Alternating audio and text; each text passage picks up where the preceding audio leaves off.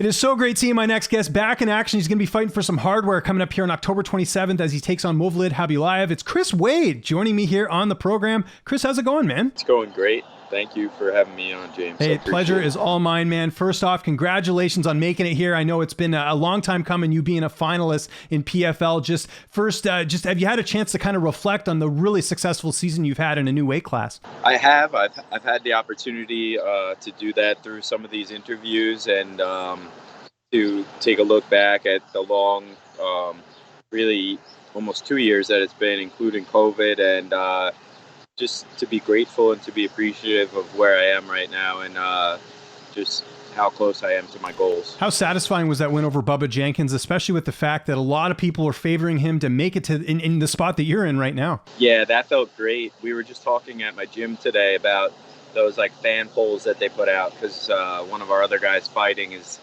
they have a poll up on him and his opponent right now, and they had like Bubba was like an 88% pick for to beat me. I was at like 12%, which I thought we were laughing about at the gym because we believe in ourselves, and I know that a lot of people were riding high on him, and it's just it's my time right now. I really truly believe. Anyone win any big money on your fight with you being the underdog? I mean, I'm sure there's somebody out there. I have some local people who told me they won a few grand, but no one has come to me with like some crazy money story.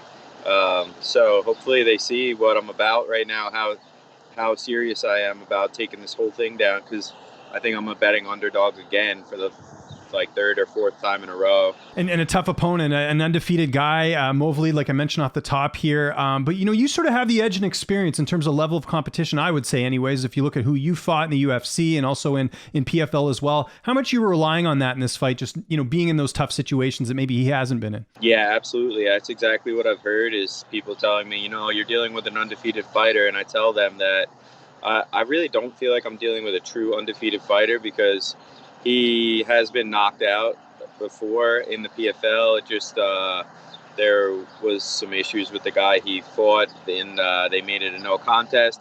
But still, I watched the fight. They were both out there. And then he also had a draw with Andre Harrison, who's one of my friends, one of my teammates.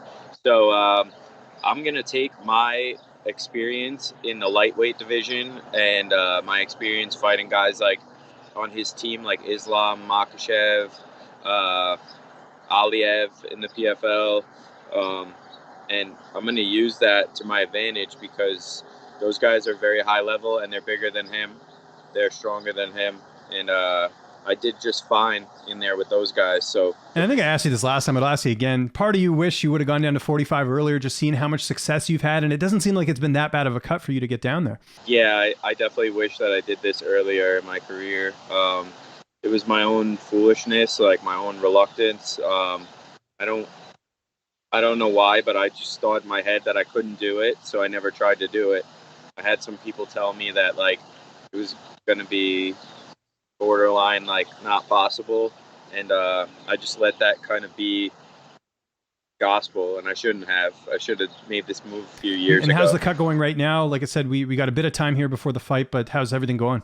Everything's going great. Everything's pretty much on schedule. I feel really good. None of the weight that I've been cutting thus far is anything except for dieting properly and just getting good calorie burns in. I haven't like started trying to like pull water permanently out yet, so we're right on target. And who's been some of the main training partners this camp? You got a great gym, a lot of variety as far as bodies in the gym. Who you mainly getting to work with? Yeah, so it's been a myriad of guys.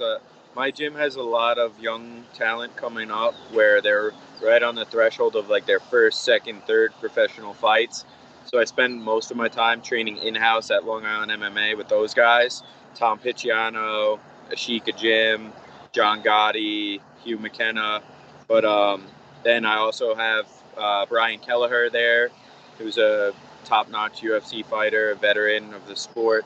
He's been constantly moving with me like once a week on Saturdays, light sparring with him, rolling with him.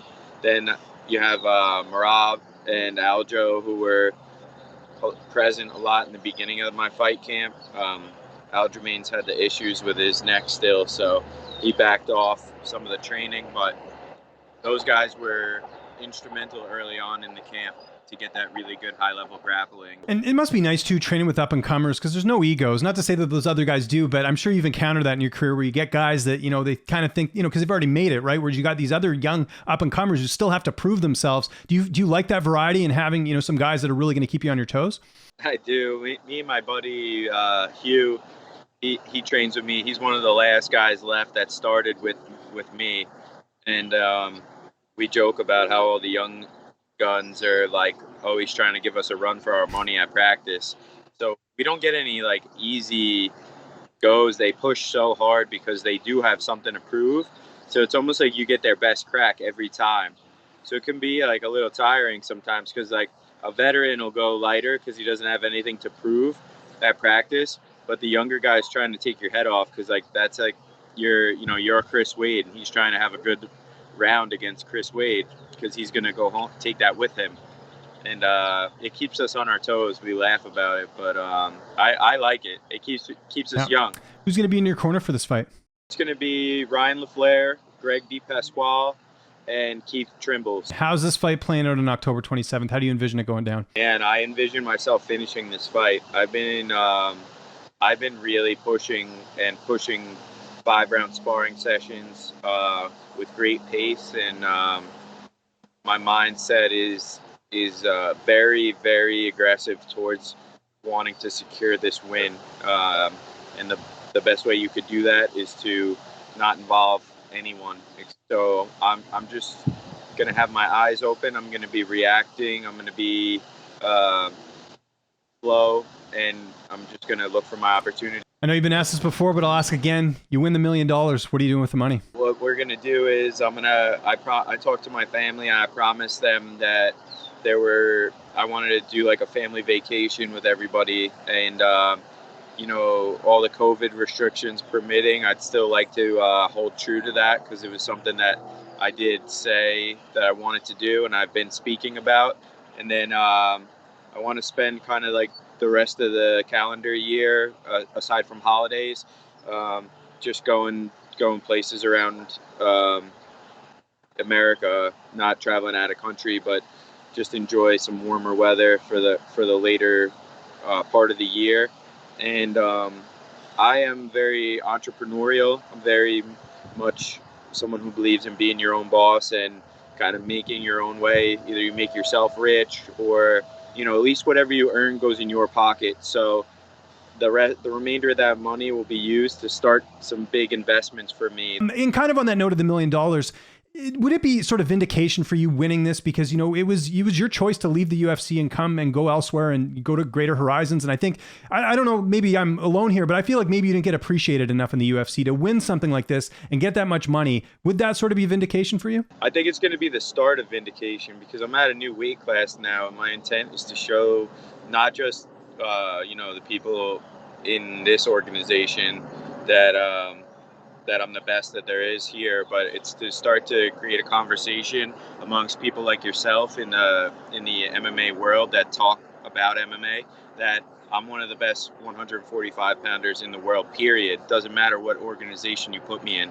I was hanging with guys trying to figure out who I was as a striker, 3 years into fighting in the UFC at the toughest weight in the UFC.